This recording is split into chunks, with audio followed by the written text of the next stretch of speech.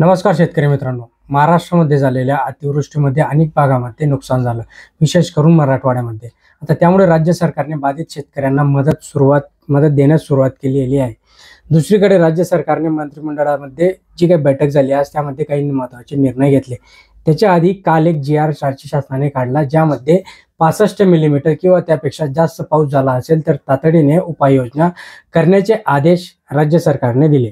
आता 65 मिलीमीटरपेक्षा जिकडे जास्त पाऊस झालेला आहे तिकडे यामध्ये वैद्यकीय सुविधा, रस्ते दुरुस्ती, पूल दुरुस्ती, विद्युत पुरवठा सुरळीत करणे, वैद्यकीय सुविधा पुरवणे, राजकीय इमारतींना त्यांची दुरुस्ती करणे, सार्वजनिक इमारतींची दुरुस्ती करणे, अशा 22 प्रकारच्या तातडीच्या योजनांचा जिल्हाधिकाऱ्यांना करण्यात येणार असल्याचं त्यांनी सांगितलं. आता या परिस्थितीचं गांभीर्य ओळखून 10% निधी वापरता येणार असल्याचं त्यांनी सांगितलं. त्यासाठी जिल्हा नियोजन समितीचे अध्यक्ष या नात्याने पालकमंत्र्यांनी निधी मंजूर करण्याचे अधिकार याच्यामध्ये वापरण्यात येणार आहेत, जे की पालकमंत्र्याकडे अधिकार त्यांनी आता दिलेले आहेत. आता याच्यामध्ये जर विचार केला तर मोठी जीवित आणि वित्त हानी झालेली आहे, या सगळ्यांना आपल्याला माहिती आहे. आता या पार्श्वभूमीवर मंगळवारी 30 सप्टेंबर रोजी मंत्रिमंडळाची बैठक झाली. आता याच्यामध्ये मुख्यमंत्री देवेंद्र फडणवीस यांच्या अध्यक्षतेखाली झालेल्या या बैठकीमध्ये अतिवृष्टीग्रस्त आणि शेतकऱ्यांना करावयाच्या मदतीबाबत चर्चा याच्यामध्ये झाली.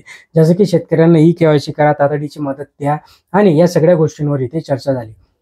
ह्याच्यामध्ये मंत्रिमंडळाच्या बैठकीत ओला दुष्काळ जाहीर होण्याची शक्यता व्यक्त करण्यात आली होती, मात्र तसे घडलेले नाही. त्याऐवजी शेतकरी आणि नुकसानग्रस्तांसाठी मदत देण्यासंदर्भात निर्णय झालेला आहे, मात्र ओला दुष्काळ जाहीर करण्यात येणार नाही असं स्पष्ट देवेंद्र फडणवीस यांनी सांगितलं. देवेंद्र फडणवीस अडून बसले की ओला दुष्काळ मी जाहीर करणारच नाही असं स्पष्ट त्यांनी इथे सांगितलं. मराठवाड्यामध्ये झालेल्या अतिवृष्टीमध्ये अतोनात नुकसान झालेलं असलं तरी पिके उद्ध्वस्त झालेली आहेत. पशुधनही मोठ्या प्रमाणामध्ये वाहून गेलेलं आहे. अनेक घरांची पडझड झाली आहे. दुष्काळ पडल्यानंतरही ज्या सवलती दिल्या जातात तशाच सवलती देण्यात येणार असल्याची घोषणा मुख्यमंत्री यांनी केली. पण मग मुख्यमंत्र्यांनी जर त्याच योजना तुम्ही लागू करणार असाल तर मग ओला दुष्काळ का जाहीर करत नाही, हा सगळ्यात महत्त्वाचा प्रश्न. आता त्यांच्या या मंत्रिमंडळ बैठकीनंतर 22,115 कोटी रुपयांची मदत जाहीर करण्यात आलेली आहे.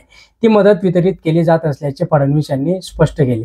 आता यावेळी मुख्यमंत्री फडणवीस म्हणाले की ज्या भागात अतिवृष्टी झाली आहे आणि प्रचंड नुकसान झाले आहे त्या भागासाठी दुष्काळ ज्या पद्धतीने सोयीसवलती आणि मदत दिली जाते तशीच मदत दिली जाणार आहे. म्हणजे ओला दुष्काळ सारखीच मदत असणार आहे, फक्त कागदोपत्री ओला दुष्काळ नसताना. आता ओला दुष्काळ जाहीर करावा अशी मागणी सातत्याने होत असली तरी देवेंद्र फडणवीस अडून बसले की ओला दुष्काळ मी जाहीरच करणार नाही. विरोधक याच्यावर खूप काही गाजावाजा करताना दिसत आहे. आजवर कधीही ओला दुष्काळ जाहीर झालेला नाही, तथापि आम्ही दुष्काळच्या वेळी ज्या उपाययोजना राबवल्या जातात, त्या ज्या सवलती दिल्या जातात त्या सवलती देणार आणि उपाययोजना करणार असं त्यांनी सांगितलं. आता राज्यामध्ये दुष्काळामुळे टंचाई निर्माण झाली असली तरी या सगळ्या गोष्टींचं आकलन या सरकारने करणं गरजेचं आहे. विरोधकांकडनं देखील ओला दुष्काळची मागणी होते, सर्वसामान्य जनतेकडनं ओला दुष्काळची मागणी होते, पण सरकार आणि देवेंद्र फडणवीस याच्यावर ठाम आहे की आम्ही ओला दुष्काळ जाहीर करणार नाही. दरम्यान याच्यामध्ये जे काही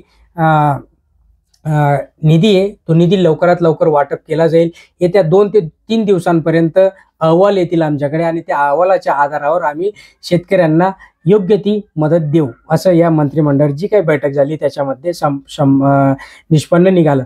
पण सगळ्यात महत्त्वाची जी काही आशा अपेक्षा होती शेतकऱ्यांना ती म्हणजे ओल्या दुष्काळची. आता ओला दुष्काळ जाहीरच केलेला नाही, फक्त आम्ही त्या सवलती शेतकऱ्यांना लागू करू.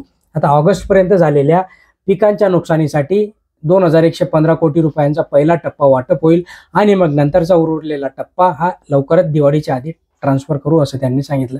पण स्पष्ट इथे काही समजलेलं नाही. जे शेतकऱ्यांना अपेक्षित आहे, शेतकऱ्यांसाठी उपाययोजना करणं एक शासन या नात्याने शासनाने करणं गरजेचं आहे, त्या कुठेही करताना दिसलेल्या नाही आहेत. मित्रांनो, याच्यावर काही अपडेट आला तर नक्कीच तुमच्यापर्यंत पोहोचू. चॅनलला सबस्क्राईब करून ठेवा, लाईक करा. धन्यवाद.